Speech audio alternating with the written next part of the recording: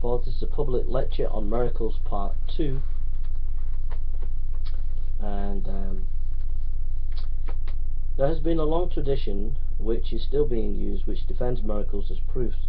Is it right to sweep away such a long and noble tradition? Our meaning, intention, the main thing. Surely the quality of an action is of supreme importance. If I hit someone over the head with a hammer and kill that person, then my friend in court lies and says I did not kill the dead victim. Are these actions of no significance? Meaning and intention are of great importance, but we also need to know the quality of an action. When we say a miracle is a sign, we are giving it a quality. This is denied by Wright and others. Conclusion. I do not agree with Hume and his criticisms of miracles. He is an inconsistent skeptic. He applies his skepticism with ruthlessness on Christianity, but he fails to do the same in his philosophical and historical writing. I do not agree with scholars like Tillich and Wright that miracles are signs and intentions and all that matters. Not the way they stated.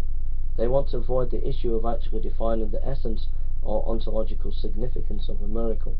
If they did this, it might give them more data to construct a better view of miracles. Final conclusion. Are miracles reasonable? It depends which context you look at. If you are an Orthodox Christian, then it is no. You cannot use miracles to be a proof of God or Christianity. The evidence of them is slim. It is historical evidence, but slim indeed. Something more than just facts is needed to prove miracles take place. If you are a modern skeptic, miracles are reasonable. The skepticism of Hume and postmodern age means nothing can be proved. Does this not destroy miracles? No. It means the skeptic cannot prove that miracles do not happen. They might happen. They might not. Nobody knows, so it's reasonable for the postmodernist to be open-minded and at least allow for the possibility of miracles. Then is it reasonable in the context of the Bible? The Bible is far richer than all the skeptics and orthodox defenders on the issue.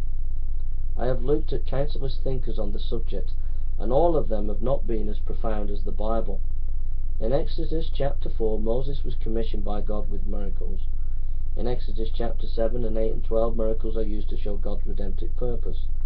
Israel was to always remember her miraculous deliverance from Egypt. 3. A miracle for Shadrach, Meshach and Abednego convinced a pagan king to worship the one true God and declare God before the known world. Daniel 3:38. In Matthew 4:3, miracles can be means of temptation, as Satan tempted Jesus with one. And 5. Jesus used miracles to show he had the power over sin.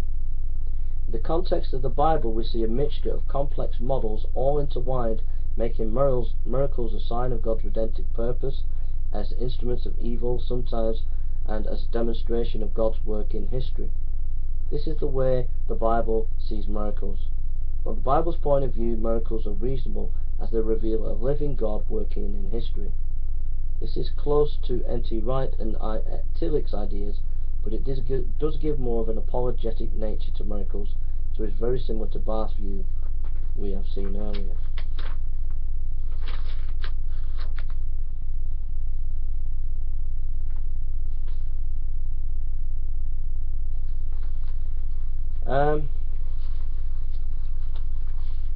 I think that I've finished my lecture. Now I'm going to discuss what I've said. I think I'm going to disagree. I think I'm going to disagree with my lecture there and my conclusions. I recently read a book by Craig Keener on miracles, and I think that there is more evidence now for miracles than there has ever been. But I do agree with my contention that when you look at the Bible and how the Bible presents miracles, here's a tip. Have a read of an essay. Pick an essay that gives you the history of the debate between those who say there are miracles or not. Go and read a history essay on the debate. I gave you some of the history, but go and read a history of the debate.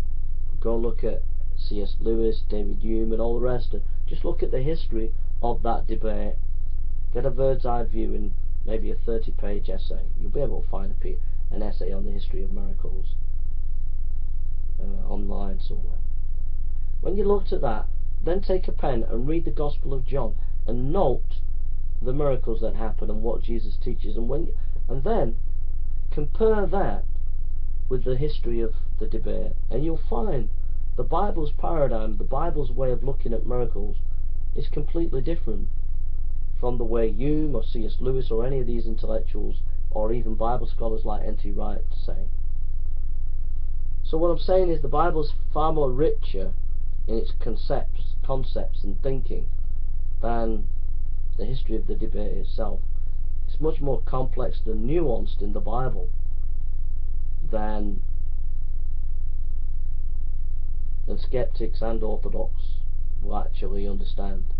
So the best thing you can do is go and study the literature, read the history, but then get your pen out and study the Bible, and you'll find the Bible gives a much more richer, nuanced and complex and simpler as well, complex and simple explanation of miracles. That would require a longer debate and a longer lecture, but that's for another time. So it's for you to go and do the research now. I just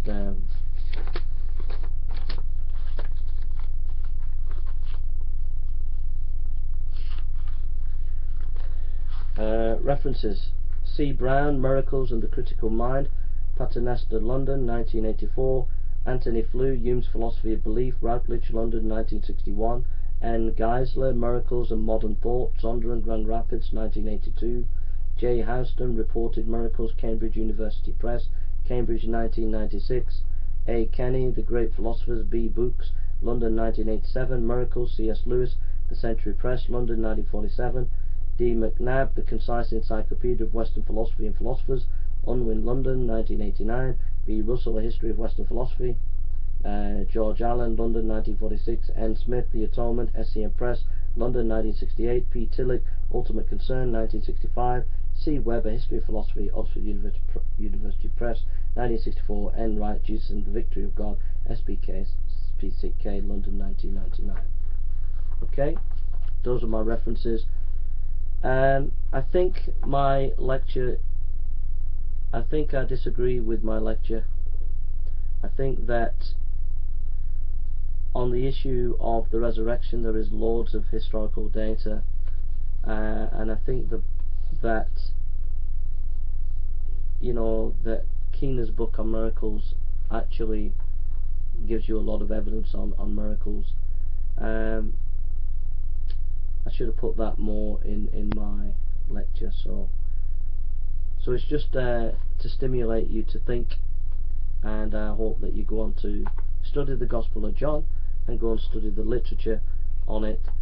I think also I didn't put in the book Jesus and the Eyewitnesses. I should have done that, about eyewitness material and miracles, and talked about that. But this is just a general history of the view of the debate on miracles, and you know, I didn't go into too much depth on either one scholar or other scholars that I could have brought in. So I hope that's been a blessing to you. Thank you for listening, and God bless.